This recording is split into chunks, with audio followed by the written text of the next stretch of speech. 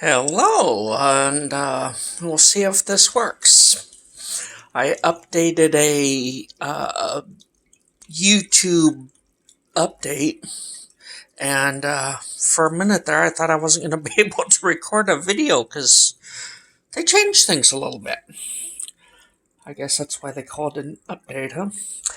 Anyway, I thought that I would do a separate video on what should have been in the last video. Um, that is, I think, I talked about cold damage because in the other location, things got quite cold without me there to babysit the heater. The heater couldn't be on, blah, blah, blah. And I was thinking that the 80-degree tank water that I was watering with might be saving the orchids. Because the one that was having problems and has since gone under the roses was the only one that wasn't getting that 80-degree water. Or I guess I should be saying 70-degree water because when things got cold, the heater was only able to get things up to 70 degrees.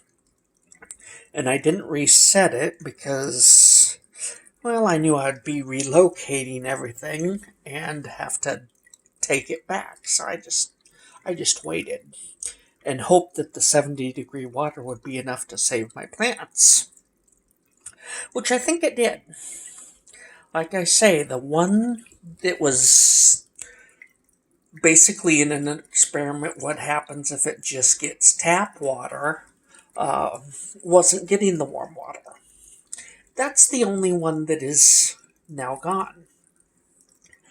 But I don't think these guys came away completely unscathed because they seem to have some root damage, like cellular collapse in the roots, maybe.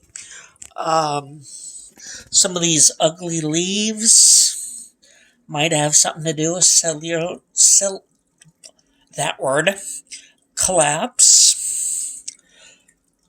But I do kind of think that the warm water helped. As I say, out of 6 plants, the 5 that were getting the warm aquarium water along with other nutrients, they all survived. And it may just be survived. And the one that didn't is gone. But I do think I've got some root damage.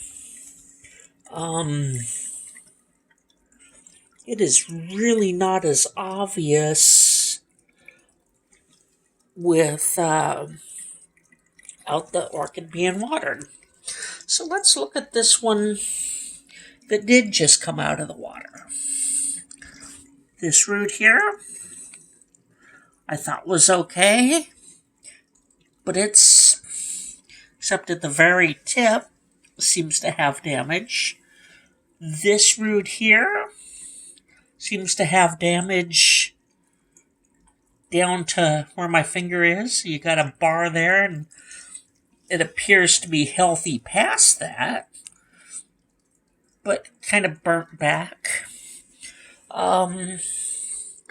Mostly I think it's in the roots. Maybe when they come out of the water to dry off, they couldn't handle the cold. Here is the one with the cakey and what it's doing. Here you've got, as it goes into the tank, it's just dead. Goes back to about there, and then it gets healthier.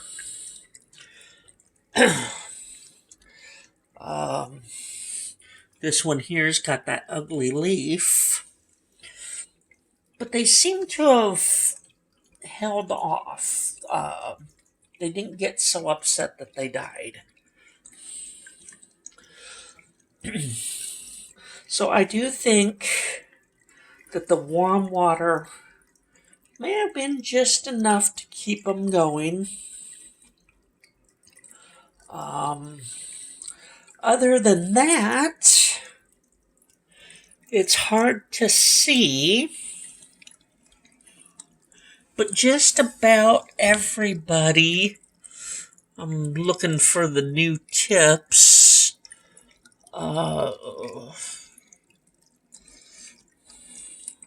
Okay, we'll start with this one over here. Did I get too close? There's a new tip.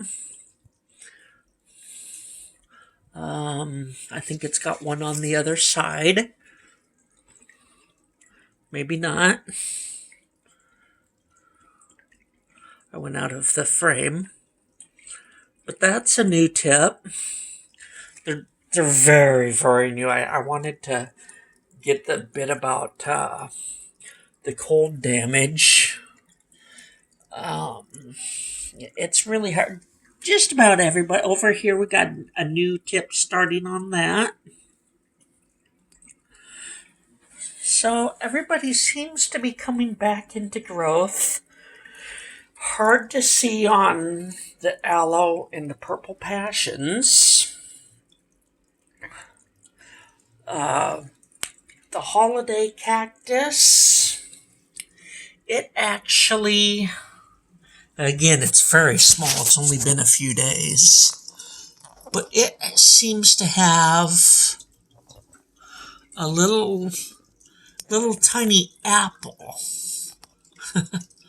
I call it an apple because when they're this small, it looks like a little apple or a little berry.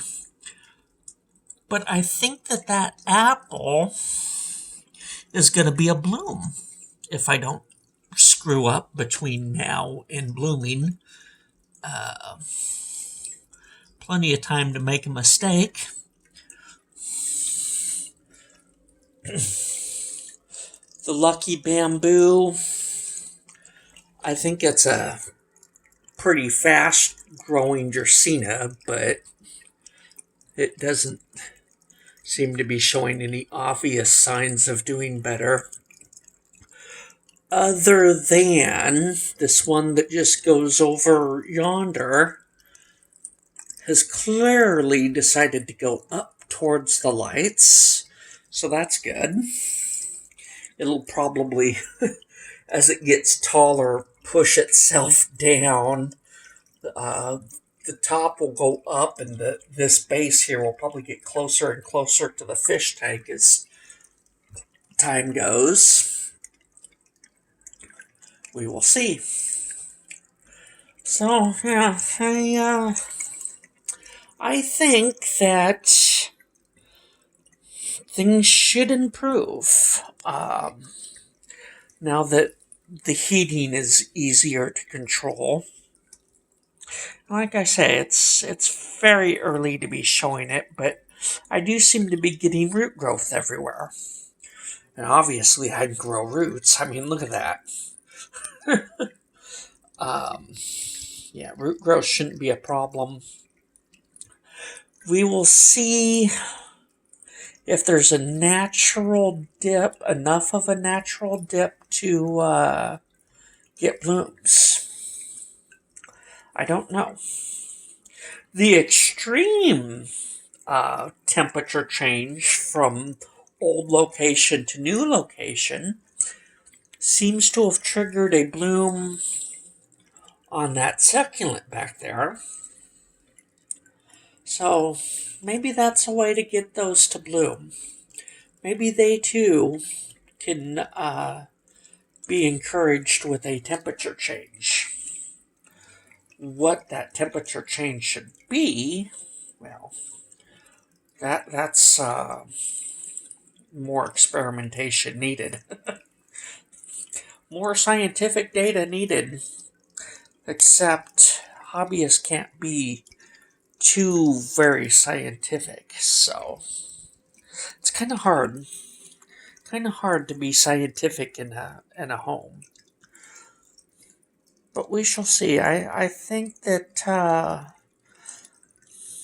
more controllable temp, at least uh, steady temps, without these extreme fluctuations like a greenhouse would have. Conservatory? When your instruments decide not to work right? Yeah.